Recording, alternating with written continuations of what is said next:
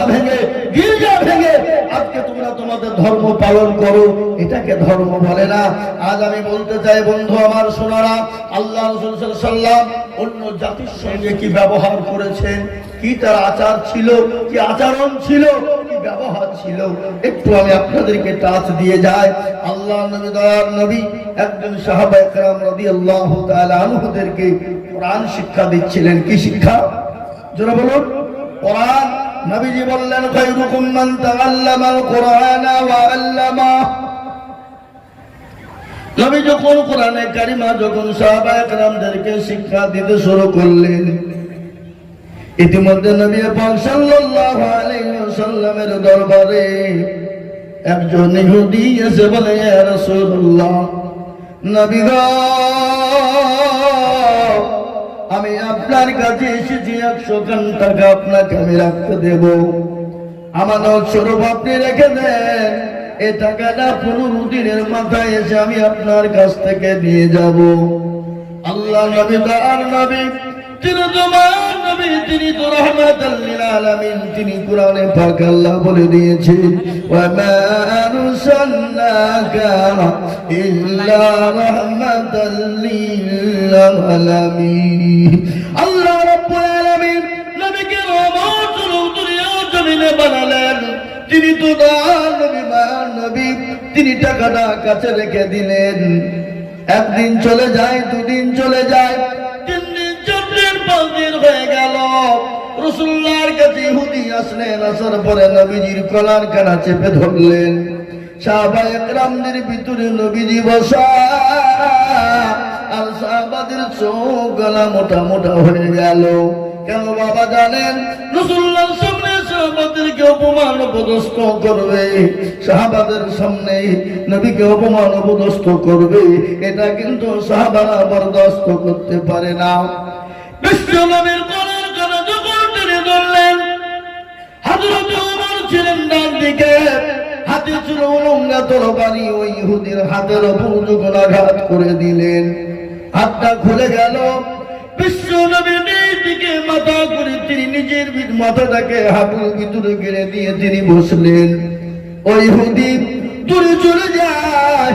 অনেক দূর পরে যখন যে বসলেন, দয়ার নবী মায়ার নবী বললেন, ও ওমর, শোনো, এদিকে এসো। তুমি কেন ইহুদিকে মারলে? কিসের জন্য মেরেছ? ভাই, ওই ইহুদিকে যাও, তুমি 100 খান টাকা তুমি দিয়ে দাও, আর মারের বদলায় 5 কিলো তাকে খেজুর দিয়ে দাও। বিশ্ব নবী তার নবী কত যখন বলা, ইহুদি মনে মনে করলেন, হারে, ইনি তো তিনি তো তার নবী, মায়ার নবী, ইনি তো আব্দুল্লাহর লাল, ইনি তো মরুর দুলাল, ইনি তো আমিনার লাল, ইনি তো জনাবে মুহাম্মদুর রাসূলুল্লাহ সাল্লাল্লাহু আলাইহি ওয়াসাল্লাম। বিশ্ব নবীর কাছে ইহুদি ছুটতে ছুটতে এসে বলেন, ইয়া রাসূলুল্লাহ, নবী গো, ইয়া রাসূলুল্লাহ, আপনি আমাকে ক্ষমা করে দিন, মাফ করে দিন। আল্লাহ নবীকে বললেন, ইয়া রাসূলুল্লাহ, আমি বড় অন্যায় করে ফেলেছি, বড় ভুল করে ফেলেছি। আল্লাহ রাসূল বলে, ভাই রে, তোমার টাকার অভাব আছে, তুমি আমাকে কেন বললে না? তুমি তো 15 দিনের জন্য আমানত রেখেছিলে, 5 দিন হয়ে গেল, তোমার টাকার প্রয়োজন ছিল আমার কাছে, তুমি চেয়ে নিতে পারতে, কিন্তু তুমি বলো কিসের জন্য আমার কাছে তুমি এরকম ব্যবহার করলে? ওই ইহুদি বলেন, ইয়া রাসূলুল্লাহ, ও আল্লাহর নবী, আমি আপনার উম্মত না। বলে, তুমি কার উম্মত? বলে, আমি ঈসা নবী আলাইহিস সালামের জামানার উম্মত। ওগো নবী, আমি কিতাবের ভিতরে দেখেছিলাম, তওরাত, জবর, ইনজিলের ভিতরে এমন একজন নবীর আবির্ভাব দুনিয়ার জমিনে হবে, যার চেহারা হবে অতি সুন্দর, দেখতে অতি সুন্দর, তার চেহারা এরকম হবে তাকে দেখতে ভালো লাগবে, মানুষ অন্যায় করলে তাকে ক্ষমা করে দিবে, মাফ করে দিবে। ওগো নবী, আপনি আমাকে ক্ষমা করে দিন, মাফ করে দিন। আল্লাহ নবী তাকে ক্ষমা করে দিলেন, মাফ করে দিলেন। ওই ইহুদি বিশ্ব ধরে বললেন, ইয়া রাসূলুল্লাহ, নবী গো, আপনি আমাকে কলমা পড়ে মুসলমান আপনি বানিয়ে নিন।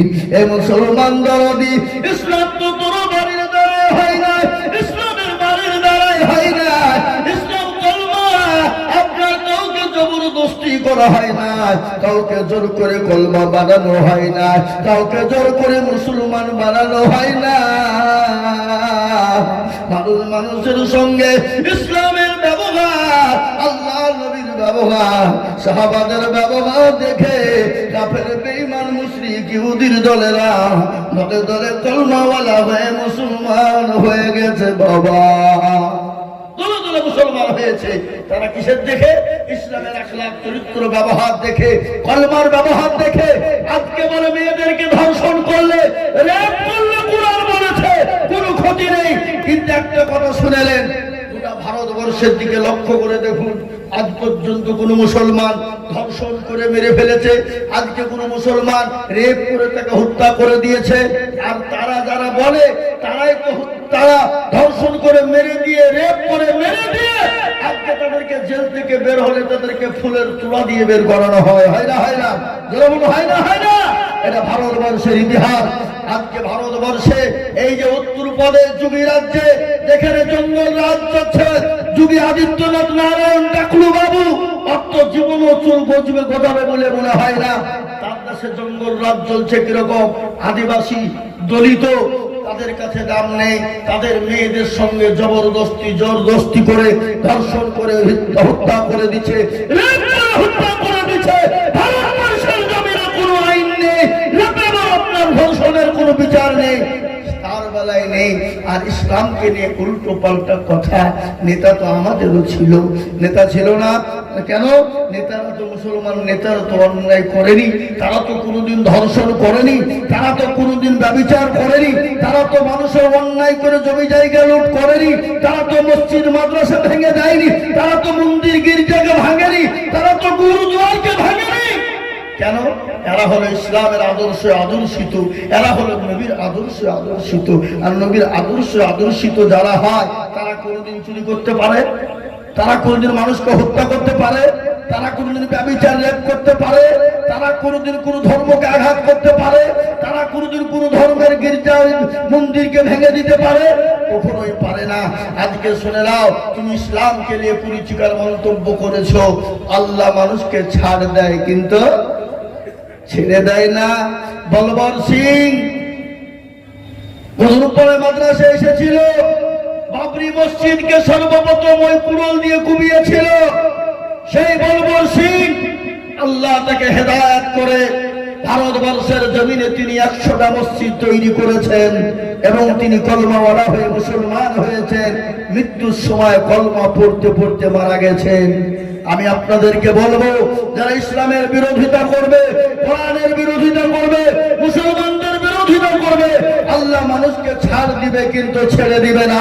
ভাই, সে কলমাওয়ালা হয়ে একদিন মুসলমান হবে, জমিন থেকে তাকে নাস্তিক বেঈমান হয়ে তাকে মার খেতে খেতে খেতে খেতে মরতে হবে। জি, মুসলমানদের নেতা ছিল না। নেতা কাকে বলে?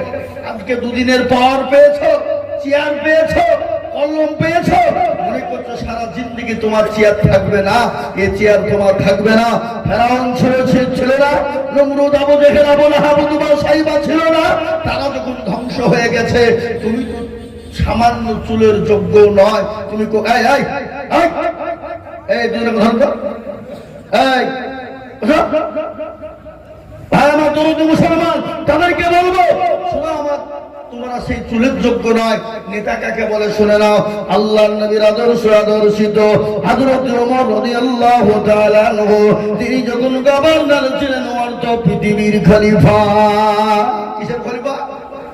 অর্থ পৃথিবীর খলিফা। তিনি বলেন আমিরুল মুমিনিন, খলিফাতুল মুসলিমিন। নেতা কারে বলে শুনেলেন? খালি মুসলমানদের জন্যই তিনি ছুটেননি। ইহুদি, নাসারা, খ্রিস্টান, জৈন, বৌদ্ধ, ডোম, দখল, মুচি, বেতর, বাগদি, কল, ভিল, মুচি, মুন্ডা সকলের জন্য তিনি ছুটে যেতেন। একদিন গভীর রজনী হযরত ওমর রাস্তা দিয়ে বেরিয়ে যায়। যেতে নিয়ে কোনো সিকিউরিটি নাই, কোনো বডিগার্ড নাই, কোনো সিকিউরিটি নাই, কোনো রকম কোনো বডিগার্ড নাই। নেতা কারে বলে? তিনি হলেন মর্দুজাহানের খলিফা, যিনি হলেন আমিরুল মুমিনিন। এ মুসলমান, আমি আপনাদেরকে শুনিয়ে দিই, তিনার কোনো বডিগার্ড নাই, তিনার কোনো রকমের কোনো আপনার কিছুই নাই। আর আমাদের দেশের নেতা আজকাল এরা দুর্নীতিতে ভরা, ঠিক না? বেরিয়ে জোরে বলুন। দেশের মেম্বার 4 ডিগ্রি সিকিউরিটি, কয়টা কথা হয় না? 4টে সিকিউরিটি।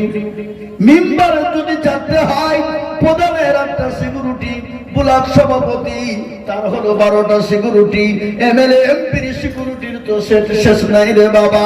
কেন? জনগণ জানে এই বেটা হলো দুর্নীতিবাজ, লোকের ঘর মেরে খেয়েছে, লোকের পায়খানার টাকা মেরে খেয়েছে, গরিবের টাকা গোলাকে লুটপাট করে খেয়েছে, এই জন্য সিকিউরিটির প্রয়োজন হয়, বুঝলেন না? আজকে প্রত্যেকের নেতা দেখেন পাতি নেতা। পাতি নেতা কাকে বলে? এখন নেতার পিছনে যে তেল দিয়ে বানায় তাকে পাতি নেতা বলে। ওর কাজ কি? গ্রামে এসে বলে ওকে থানায় ভরিয়ে দিব, ওকে জেলে ভরিয়ে দিব, বলেছে থানা জেলার বাপের ঘর। কি বুঝতে পারলেন না? বললেন না? বলেন। এ বাবা, নেতা কাকে বলে? আমিরুল মুমিনিন, খলিফাতুল মুসলিমিন। অর্ধ পৃথিবীর খলিফা, কোনো সিকিউরিটি নেই, কোনো বডিগার্ড নেই। গভীর রজনীতে তিনি রাস্তায় বেরিয়ে চলে গেলেন, দেখতে চাই তার প্রজারা কি অবস্থায় আছে। ইতিমধ্যে একজন মানুষ রাস্তার উপরে বসে কান্না করে। হযরত ওমর গেলেন, এক পা করে আগিয়ে গেলেন। যাওয়ার পরে বললেন, ভাই, গভীর রজনীতে তুমি একা এখানে বসে কি করো বলবা?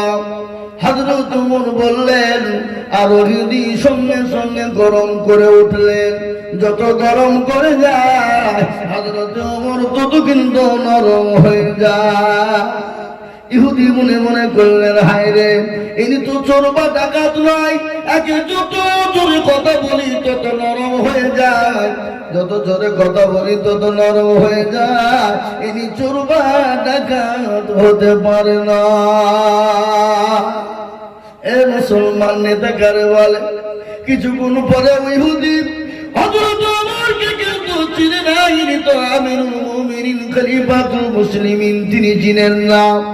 কিছুক্ষণ পরে ডাক দিয়ে বললেন, পথিক, কে তুমি? জানি না, আমি হলাম জাতিতে ইহুদি, আমি মদিনার বাইরের লোক, আমি বড় গরিব মানুষ, বড় অসহায় মানুষ, আমার বাড়িতে আজকে 3 দিন যাবত কোনো খাবার হয় না, সংসার চলে না। আমি শুনলাম মুসলমানদের নেতা মদিনা, যিনি গভর্নর, যিনি অর্ধ পৃথিবীর খলিফা, যিনি অর্থ জাহানের মালিক, ওমর নাকি বড় দয়ার মানুষ, বড় মায়ার মানুষ। আমি তার কাছে যাচ্ছিলাম, আমার সঙ্গে ছিল আমার গর্ধাঙ্গিনী, আমার সহধর্মিনী, আমার বিবি, তার পেটে ছিল বাচ্চা। হঠাৎ করে প্রসব বেদনা উঠে যায়। আমি আমার বিবিকে ওই তম্বুর ভিতরে বসিয়ে রেখেছি। পথিক, আমি রাস্তার মধ্যে দাঁড়িয়ে বলি, আমার গড, আমার প্রভু, আমি এত রাত্রি কোথায় যাব, কার কাছে যাব? হযরত ওমরের কানে পৌঁছে গেল। সঙ্গে সঙ্গে তিনি কিছুই না বলে ছুটতে ছুটতে বাড়িতে চলে গেলেন। বাড়িতে গিয়ে বিবিকে সালাম দিয়ে বললেন, আসসালামু আলাইকা বিবি। ও আব্দুল্লাহর মা, কেমন আছো? দরজা খোলো, দরজা খোলো। বিবি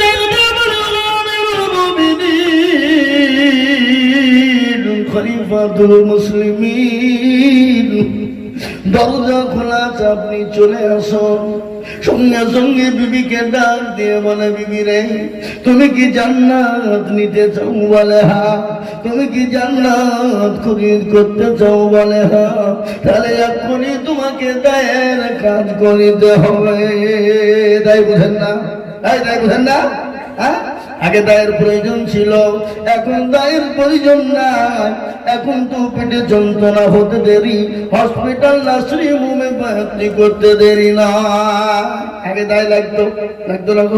কিন্তু বাবা মনে কোনো ঘৃণা নাই, মনে কোনো অহংকার নাই, কোনো তাকাব্বর নাই। যিনি অর্থ পৃথিবীর খলিফা, যিনি অর্থ জাহানের খলিফার বিবি, মনে কোনো ঘৃণা নাই, মনে কোনো অহংকার তাকাব্বর নাই। লকড়ি করি এমন পরিজন যা ছিল সব নিয়ে নিলেন। এ মুসলমান, হযরত ওমর তিনি আসলামকে ডেকে বলে, আসলাম রে, দরজা খোলো, দরজা খোলো। আসলাম দরজাখানা খুলে দিলেন। দরজা যখন খোলা হয়ে গেল, আসলামকে বলে, আসলাম বস্তায় করে তুমি আটা ময়দা যা প্রয়োজন ভরে দাও, খেজুর ভরে দাও। বস্তায় লোড হয়ে গেল। আসলাম বলে, আমিরুল মুমিনিন, আপনার বোঝাটা আমাকে দেন, আমি বহন করে যাই। হযরত ওমর নেতা কারে বলে, নেতা কাকে কয়? তিনি বললেন, আসলাম আমি যে দৃশ্য কানা দেখেছি, কিয়ামতের দিন আল্লাহ হয়তো আমাকে আসামির কাঠ গড়ে দাঁড় করে দেবে।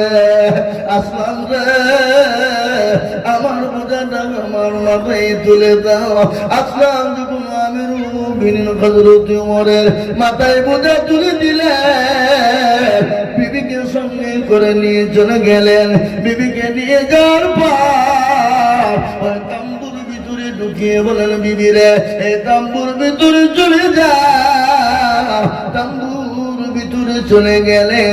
হযরত ওমর পাথর দিয়ে আঘাত করে চুলো জ্বলে না, যত ফু দেয় তত ধোঁয়া হয়ে যায়। কিছুক্ষণ পর বিবি ডাক দিয়ে বলে, ও আমিরুল মুমিনিন, আপনার বন্ধুকে বলে দিন আল্লাহ তাকে পুত্র সন্তান দান করেছে। এই কথা যখন বলা